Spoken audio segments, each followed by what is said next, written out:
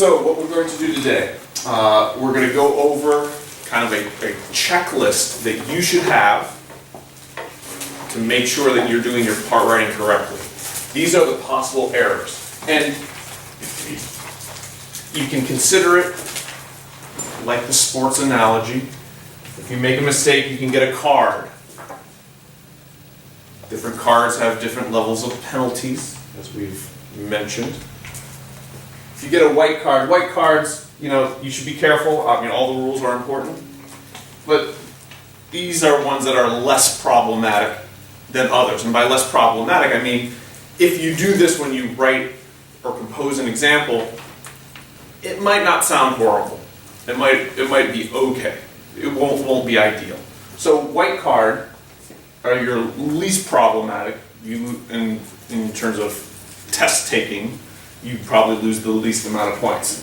A white card, you need to write within the accepted vocal ranges for your parts: soprano, alto, tenor, bass. So you have to be aware: soprano C4 to G5, alto G3 to D4, tenor C3 to G4, bass E2 to C4. So those are your ranges. The other is that you should not have a melodic leap of more than a major 6 in an upper voice. The bass can jump around more. The bass can jump an octave. But upper voices should not be jumping more than a major 6. So no leaps of a 7th, no leaps of an octave. So those are white cards. If you commit such an error, you should hang your head in disappointment. The punishment you can modify as needed. Blue cards, a little bit more problematic when you do these, make these kinds of mistakes. For a blue card, you should be doubling the root of a root position triad, except in a 6 chord when it is a deceptive resolution, meaning when 6 is preceded by a 5 chord. Then you want to double the third of the 6 chord. But you can get a blue card if you don't do this. If you don't double the root of a root position triad, or you don't double the third of a 6 chord in a deceptive resolution. Consecutive fifths by contrary motion. That's when you have a fifth, and then you move to another fifth by contrary motion, whether it's moving in or out. The same would be true for consecutive octaves by contrary motion. One of the reasons that these are only a blue card is because it's hard to do these. If you're maintaining common tones when you're doing part writing and trying to move by smooth voice leading, by step or by leaps of maybe a third, you will never make this mistake. It's a hard one. But if you do, you should definitely sigh in a dejected fashion. If you make any of these errors, you would get a green card. Overlapping. Keep in mind, overlapping only refers to a chord and then how it moves horizontally, melodically, to the next chord. That's the only thing you're looking at. You're only looking at 2 chords. The chord you're on and the chord it's going to. And what it basically is saying is that you need to stay within. You can't jump too much. Again, you'll not encounter this error if you have common tones and smooth voice leading. That solves almost all of these errors, most of them at least. So the idea is that if the voice is in chord 1, you got whatever you're voicing, soprano, alto, tenor, bass, it means that you're not going to be making any huge leaps that cross over where those voices were in the previous chord. So, as an example, if you had the alto on a, let's say, a C, and your tenor here was below it on an A, it means that this tenor, when it goes to chord 2, can't jump above where the alto used to be. That's what overlapping means. It also can't jump below the voice that's wherever the bass was. So kind of like the alto and the bass set up the upper and lower limits of what the tenor can jump to in the next chord. So in chord 1, the alto here says, in chord 2, the tenor can't go above this. And chord 1, the bass voice, determines that in chord 2, the tenor can't go below what that was. So overlapping is one that sometimes is a challenge to really understand, wrap your head around, and see. The easiest solution is maintain common tones and move by step or very small leaps. But you can get a green card if you have overlapping. Voice crossing is the horizontal version of that. That's where you mix up the voices horizontally within one given chord. So soprano has to be the highest voice, alto the next, then the tenor, then the bass. If you invert any of that order, then you have voice crossing. So you're not allowed to do that. Again, the idea is that the human ear wants to keep track of these individual melodies, and when they start going into the ranges of each other, it makes it harder to perceive them and isolate them as individual melodies that are then coming together to create chords. So if you do a lot of voice crossing or overlapping, it becomes more of a collage of sounds and melodies that would just wash over you, as opposed to being able to follow those individual melodies. And so that's definitely what the aesthetic is for the part writing style that we are learning. Another way you could get a green card, a melodic leap of an augmented interval. No leaps of augmented seconds. Be careful in a minor key when you raise the leading tone. That's where people make the mistake the most. Also, watch out the tritone between scale degree 4 and scale degree 7 of a key signature. That is either going to be a diminished fifth or an augmented fourth, and sometimes people will make that leap and not realize that they are writing a leap of an augmented interval. I put a star next to this because this is something we haven't covered yet, but this is a great checklist that you should have. So I wanted to give you everything that should be on that checklist so that you have it. And that's when we get to second inversion triads, the rule for doubling is to double the base of a second inversion triad. So don't worry about that too much right now, but just have it on this checklist. Now, if you get a green card, you should tap your head for 1 minute while silently saying, "Remember." Again, these are all techniques to help you remember these rules and get used to it. So subject yourself to these penalties when you make the mistake. A yellow card. We're getting more, as we keep going here, it's getting more and more problematic if you make these mistakes. This is something we're going to be talking about today, shortly. The 7 diminished chord should be used in first inversion only. First inversion only. And we're going to talk about why. But that's a rule. If you write a root position 7 diminished chord, no good. Again, something that's for the checklist, coming up later on, second inversion triads must function as either a neighbor, passing, or cadential chord. You won't know what that means right now. That's okay. Add it to the checklist. Also in the same thing with our star here, voice leading for second inversion chords. They must be approached and resolved where all voices move by common tone or step. In other words, you may not have, if you have a second inversion triad, okay, so let's say here's our, it's always going to be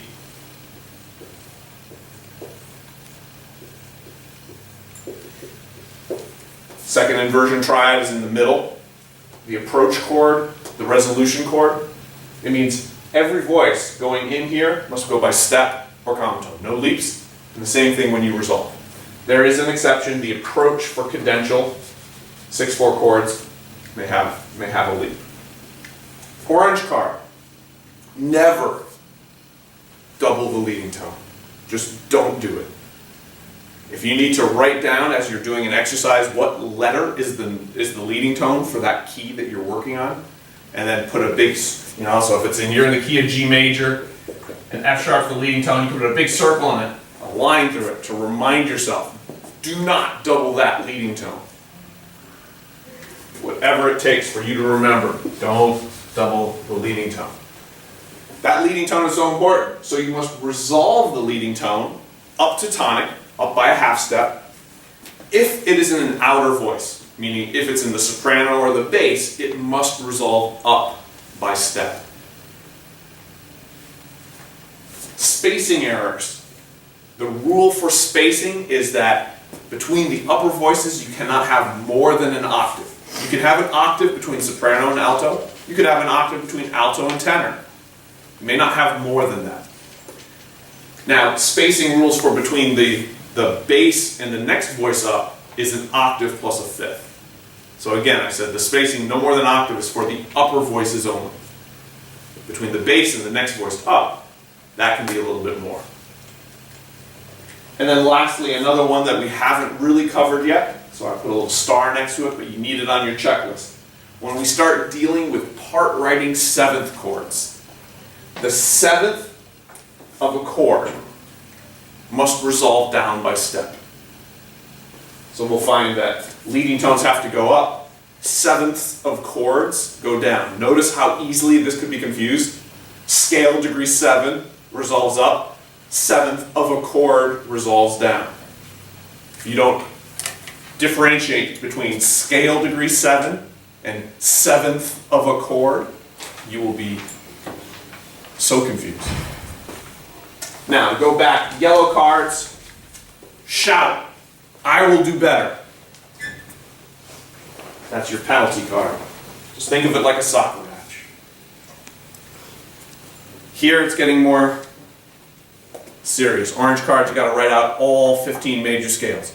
Time yourself. See how quickly you can do it.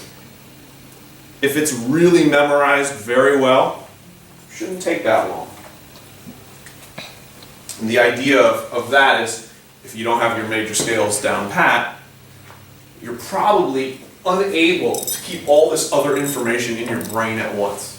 There's a limit on how much you can think about at any one given moment in time. So what you want to do is you want to automatize certain things so that you don't need to think about them anymore.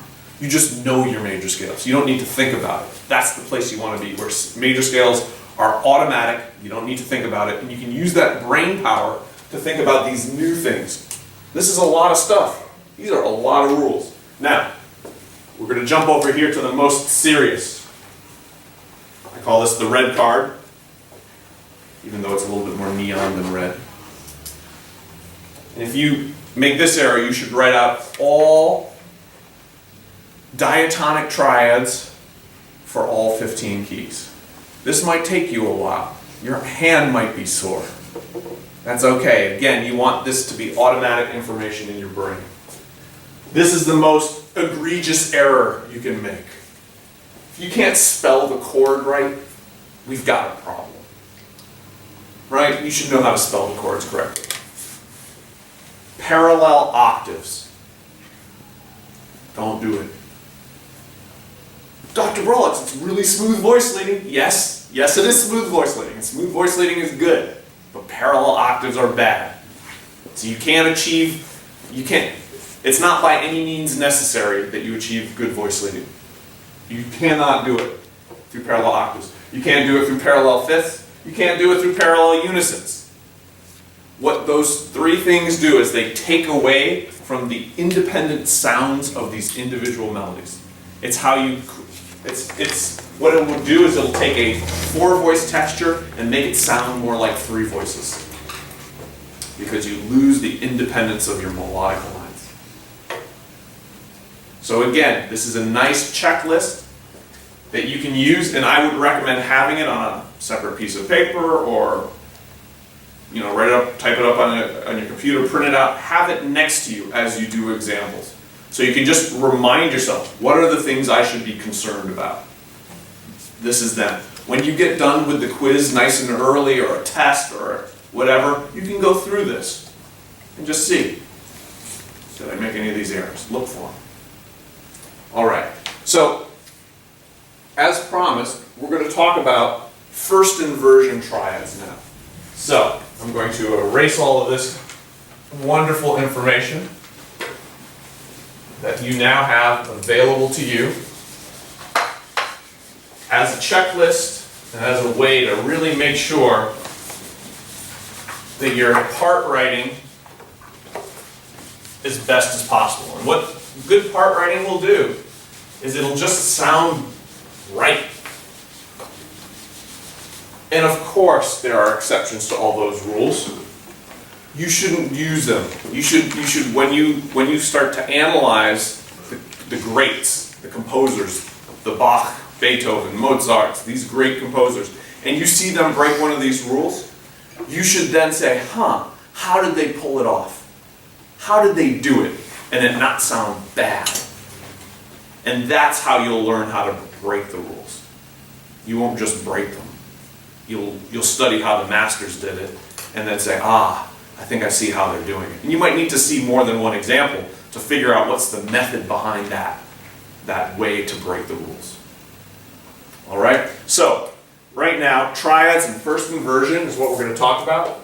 Triads. In. First. Inversion. And the first question is, why bother?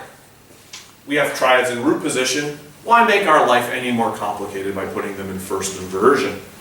We already got all the triads we need, right? Well, variety is a good thing. And if you have an entire piece that's only with root position triads, at a certain point, it's going to get boring. So, by putting things in first inversion, you get a slightly different flavor. It doesn't change the way the chord functions. So one chord in root position functions and operates the same way as one in first inversion. Now when I say how does it function, what am I talking about? I'm talking about that chart of harmonic progression. So the chart of harmonic progression showed you what chord wants to go to what other chord. That's how a chord functions. By putting something in first inversion, we do not change the chart for harmonic progression. We're just giving you another variation on how that chord functions. So another thing is that our bass line, to function more like a melody. Our bass line tends to jump around a lot when you only use root position triads. But by allowing for first inversion triads, we can change the contour and variety of notes. So you can make it look and sound more like a melody. So if we look at this example here, which we're going to be doing a little bit later, you can look at this bass line, and this bass line looks more like a melody. It kind of just goes right up, it has a leap, it goes up a scale. We haven't seen bass lines like that because just using root position triads, it's really hard to do that. But with first inversion triads interspersed with root position, you can get a bass line that has a very nice melodic quality to it. So that's one more reason on why we would want to use first inversion triads. The other, and this one's is a challenging one to really understand, and it's to lessen the weight. Let me explain what I mean by weight of 5 and 1 in a non-cadential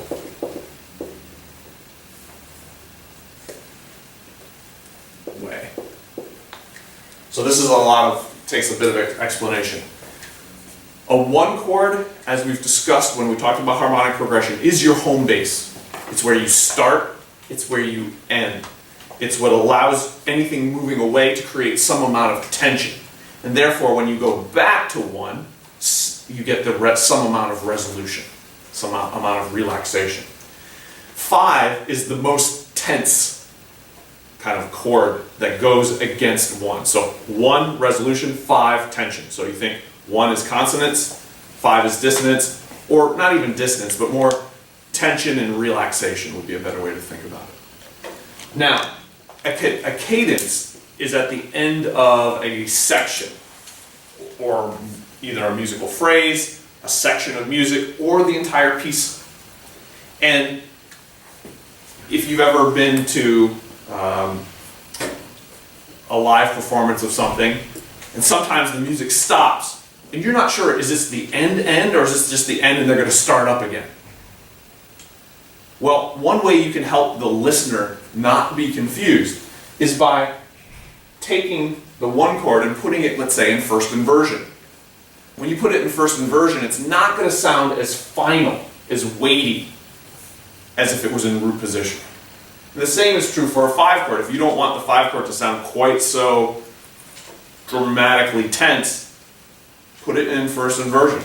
When you have root position 5 to root position 1, it sounds like the ending of something. It sounds like 5-1 with weight and emphasis. But you don't necessarily want that in the middle of your piece. I mean, you might want to have a cadence, a place where you kind of have a little break, but you don't want it to sound like it's the end. So you take away the weight of root position 5 to root position 1 by putting one or both of those, actually not both, one of those in first inversion. Why did I almost misspeak and say you could put both? Well, 5-6 has what in the bass? The leading tone. Therefore, it must go to root position 1. So that chart cannot be forgotten, even though I erased it. All right. So this is kind of the reasons and how you want to be using first inversion triads. Now, we talked about the diminished triad.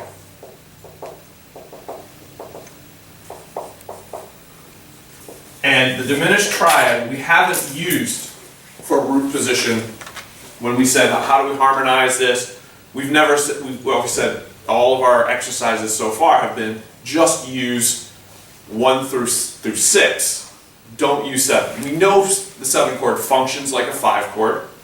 It goes to 1. But we haven't used it in root position. Why not? Well, let's take it the key of C major, and our 7 diminished would be B, D, F. That would be our 7 diminished. And the reason we do not use root position is how the intervals work out. So B to D is a minor third. Minor third, perfectly acceptable interval. It's an imperfect consonance. Human ear likes it just fine. B to F, however, is a diminished fifth. And that's a fairly dissonant interval. It's also called the tritone. It's pretty dissonant. And if you want the music to kind of blend and flow together, that can be disruptive. So when you have a B in the bass, some voice up there against the bass is going to be creating that dissonance. And it's just too much. You'll remember that the most prominent voices are the soprano and the bass. That's what your ear hears. Ear hears melody and then bass. The inner voices are not as prominent. This is kind of, I'm not trying to say this like this is a revelation. This is obvious. But this is the reason why when the leading tone is in with the outer voice, it must resolve up. And when it's in an inner voice, you don't have to, because it's disguised. And so with a diminished triad, because the bass will create a diminished fifth with one of the upper voices, it's too obvious. But let's look and see what happens when we put that 7 diminished in first inversion. So now D is in the bass, F, B. D to F is our minor third, and D to B is a major 6. You'll notice there's no more diminished fifth created with the bass. Yes, there's a diminished fifth between the B and the F, but if those are your inner voices, it's not going to be as obvious to your ear. So that dissonance, that tritone interval that is part of a diminished triad is hidden when you put it in first inversion, and hidden enough that the human ear says, oh, that sounds nice, it'll blend. It has enough tension to be exciting and interesting, but not so much to be ugly. So that's why when you write a 7 diminished, or actually any diminished, 7 diminished being the most common, but think for a second, there's other diminished triads. 2 diminished in minor, so 2 diminished. And again, you're going to be writing them with a little 6 because you're going to put them in first inversion. Okay. Now, let's talk a little bit about a term that you should be aware of: parallel sixth chords. When we put something in first inversion, the figured bass number we use is a 6. That indicates first inversion. Moving 6 chords in parallel sounds really, really good. Now, the word parallel should strike fear into your heart at this point. We've talked about how bad parallel octaves are, and parallel fifths, and parallel unisons. These are horrible things. A scourge on part writing. But parallel 6 chords, what intervals are involved? Well, we just looked. We have thirds and sixths. And there's no problem with parallel thirds, and there's no problem with parallel sixths. So when you take a first inversion triad and move it up or down parallel motion, it actually sounds really, really good. You can't do that with a root position triad, because you'll have that fifth, and that fifth will create problems. But the nature of the third and the sixth is different than the nature of the fifth. And this is what composers and geniuses throughout the thousands of years of musical history figured out. They figured out that fifths have a certain quality that is different than a third or a sixth. And you have to treat them differently. It's kind of like being in touch with reality. There's gravity out there. If you try to deny its existence, you do so at your own peril. Same thing is true with the function and the way intervals work. So parallel 6 chords, very cool. And now you know about that. All right, when we do get to part writing, what do we have to be aware of? So part writing,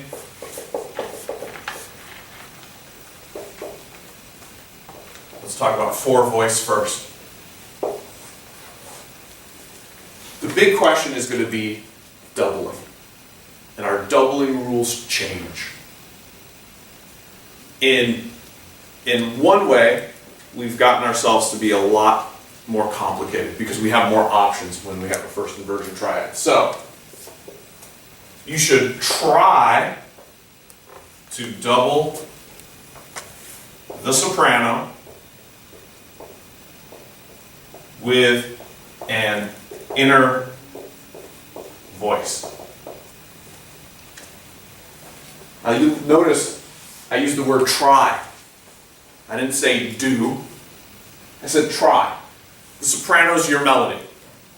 Reinforce the melody and support it, emphasize it with one of your inner voices. That sounds really good. It's a really good way to voice chords. But it's not necessary. It's not critical. You can you can double any note of the chord in a first inversion triad, with only one exception. You can never double the leading tone. That's the only thing you can't do. Never, ever double the leading tone. Now, not every triad has a leading tone in it. So for a 1 chord, you can double anything you want. You can double the root, you can double the third, you can double the fifth. For a 2 chord, same deal. For a 3 chord, there you don't have everything. You can't double the fifth of a 3 chord because that's the leading tone. It's not really functioning like a leading tone there. But when you get to a 5 chord, you better not double the third of that 5 chord. That's the leading tone. But in any other case, you have that flexibility, which is one of the reasons first inversion triads composers love to use them, because you've got options. So keep that in mind. Now, the most common option they choose is to reinforce the soprano, the melody, by doubling that. But that's really more of a suggestion than a rule. This is the rule. Don't double the leading tone. Now, when we get to part writing, so if we're going for 3 voice,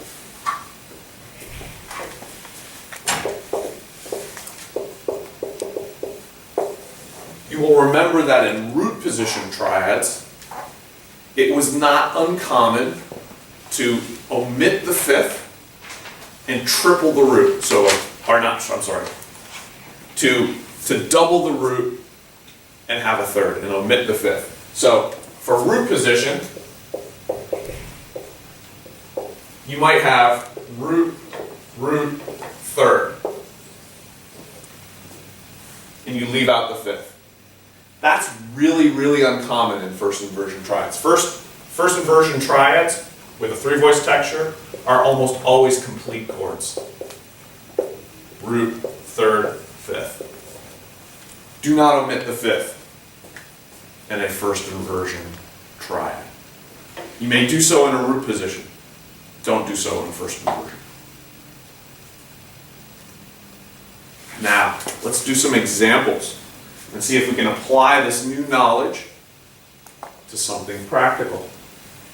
Here we have an example. It's in G minor. 1-6, 4-6, 7 diminished 6, 5. Lots of first inversion triads.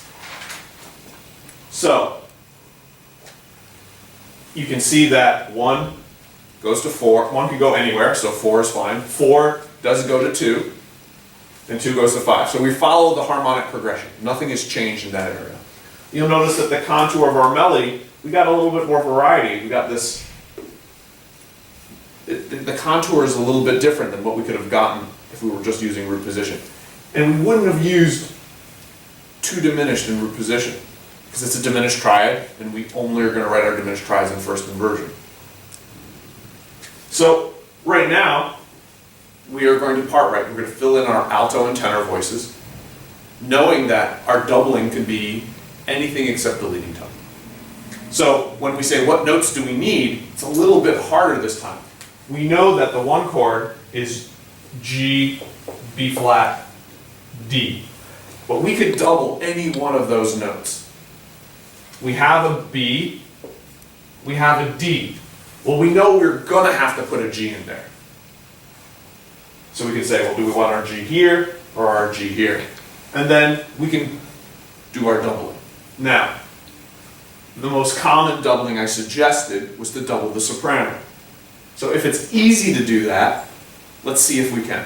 So there's a D. We could put the D up here. We could put the D down here. We could put the D in the alto, tenor, or tenor. Well, this choice right here that I'm pointing at is not a good one. This is actually not an option. You would be getting a card on the play, because if you put a D here, you then have overlapping, because the bass goes higher than that. So our option is either D here in the tenor or here in the alto. I like to give myself as much space between chords so that I run into less overlapping issues. So I'm going to put my G up here. I'm going to put my D here. So that gives me space between each voice so that they can move up or down depending on what I want. So I decided to go with doubling the soprano because it was easy enough for me to do. If it wasn't, I would be happy and content to double something else. We then go to the 4-6 chord. Now here, I'm going to be using voice leading principles a lot. I like to maintain common tones, and I like to move by step. The notes I need are C, E flat, G. I have a C, and I have an E flat, so I know I need a G. Well, common tone right here in the alto. I'm going to just go for that. And then I have to say, what am I going to go to? Well, first choice would be to double the soprano, right? Which is a C.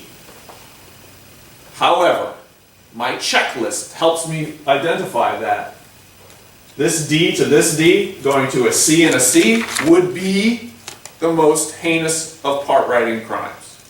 So I'm not going to do it. So I'm not going to do double the soprano because it creates other problems.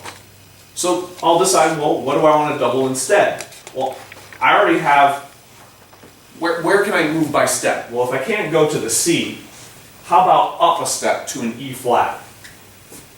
That would be just fine. And that way I get my smooth voice leading, just like I want. It's a completely acceptable doubling. My life is easy.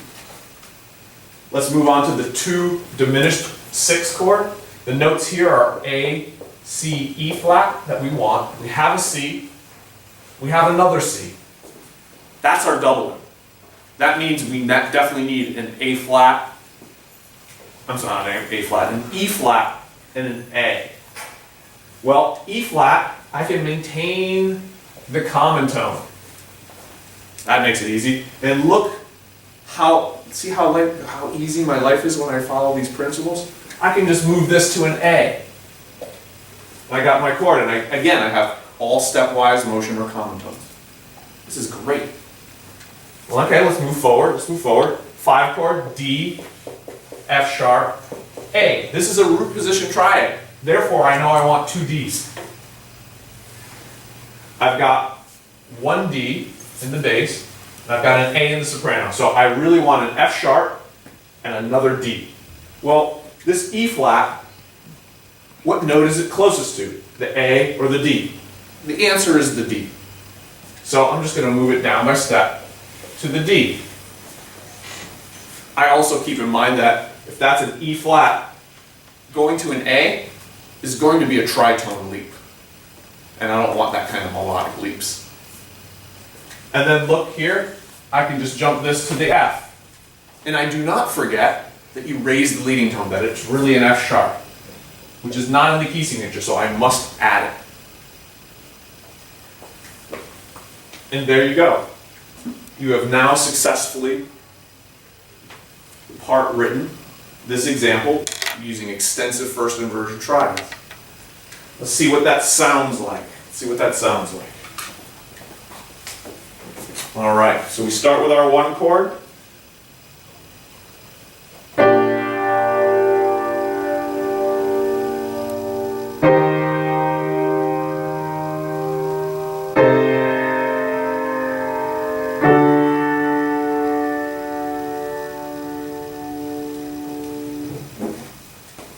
And it just sounds right. It sounds good. Perfect voice leading. Everything on our checklist taken care of, no problems. Let's give ourselves another challenge. In this example, I gave you the soprano, I gave you the bass.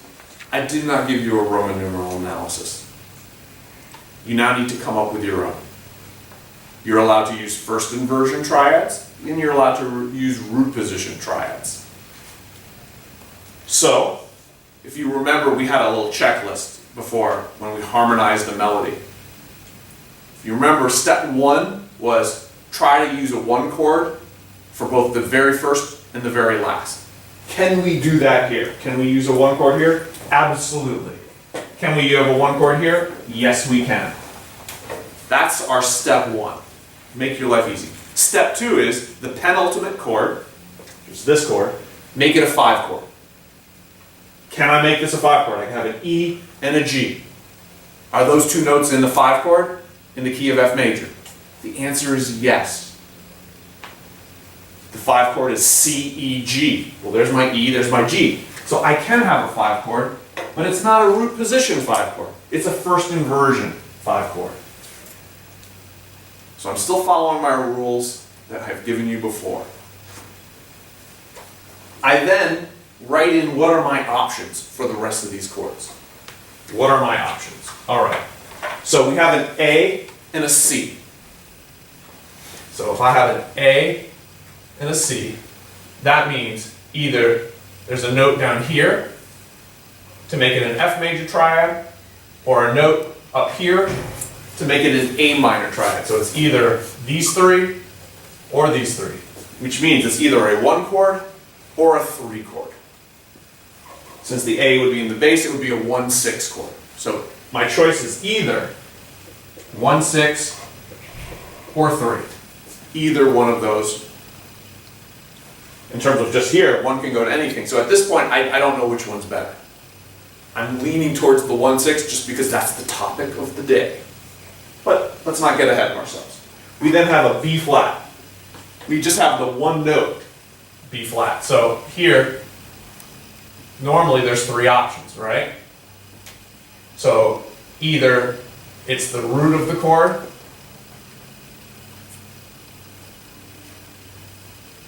the 3rd of the chord, or the 5th of the chord. Well, we then see that there's a B flat in the bass. So if it was the 5th of the chord, it would be a 7 and 2nd inversion. We're not dealing with that. So we know that it's not this. Could it be a G chord in first inversion? That would be a 2/6 chord. Yeah, that's possible. 2/6, it could be. Or a 4 chord. So those are my options. It's either 2/6 or 4. I go to my next one. I have a C, I have a G. That's a 5th. There's only one option. It's a 5 chord. It must be. There's no other options. I then have a D and an F. So again, you'll notice the principles I'm using to figure this out. I say I got a D and an F. So either I could have a note above that, either that's root 3rd and I have the 5th, or it's 3rd, 5th, and I need a root. Well, if I put in the root, that makes it a 4 chord. If I put in the 5th, it makes it a 6 chord.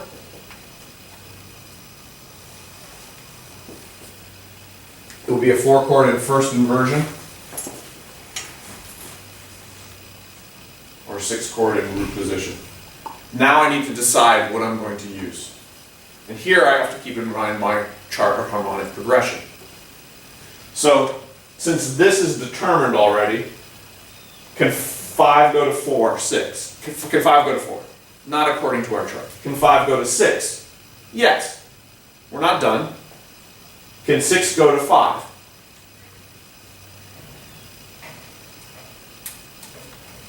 So gotta think about that, right?